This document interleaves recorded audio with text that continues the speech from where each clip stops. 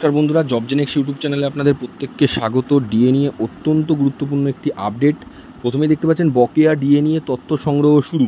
একটি দৈনিক পত্রিকায় এই আর্টিকেলটি প্রকাশিত হয়েছে, যেটা প্রতিটা সরকারি কর্মীর জন্য খুবই গুরুত্বপূর্ণ। আপনারা অনেকেই কোশ্চেন করেছিলেন যে রিভিউ পিটিশন কি দাখিল করতে পারে রাজ্য সরকার, নাকি ডিএ দিয়ে দেবে।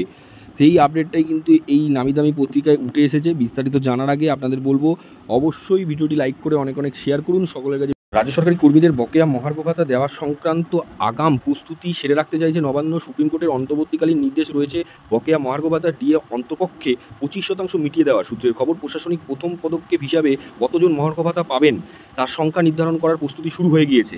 গত 16ই মে সুপ্রিম কোর্ট 4 সপ্তাহের মধ্যে বকেয়া মহার্ঘ ভাতা মেটানোর নির্দেশ দিয়েছে। 6 সপ্তাহের মধ্যে তা কার্যকর করতে হবে, সেক্ষেত্রে প্রায় 2 সপ্তাহ চলে গিয়েছে।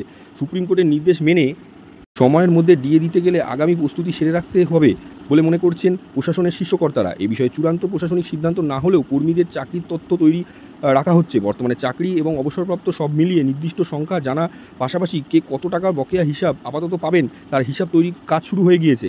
যেহেতু 2019 সালে স্টেট ট্রাইব্যুনালের রায় দিয়েছিল, বকেয়া ডিএ কে কত পাবেন তা ঠিক করার জন্য একজন নোডাল অফিসার নিয়োগ করতে পারে রাজ্য সরকার।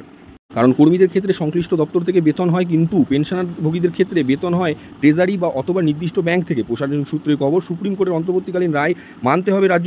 যেহেতু অন্তর্বর্তীকালীন রায়, তাই আইনজীবীদের মত এক্ষেত্রে রিভিউ পিটিশন দাখিল করতে পারবে না রাজ্য সরকার। সেক্ষেত্রে ডিএ দেওয়াটাই বাঞ্ছনীয়। তো দেখতে পাচ্ছেন রিভিউ পিটিশন কিন্তু দাখিল করতে পারবে না রাজ্য সরকার, এবং ডিএ দেওয়ার কাজ কিন্তু শুরু হয়ে গিয়েছে। অর্থাৎ পেনশনারভোগী এবং যারা চাকরিরত সকলকেই কিন্তু ডিএ দেওয়া হবে, এবং সুপ্রিম কোর্টের রায় মেনেই কিন্তু ডিএ দিতে বাধ্য রাজ্য সরকার। আপাতত 25%, পরে জয়লাভ করলে পুরো ডিএটাই কিন্তু রাজ্য সরকারকে দিতে হবে।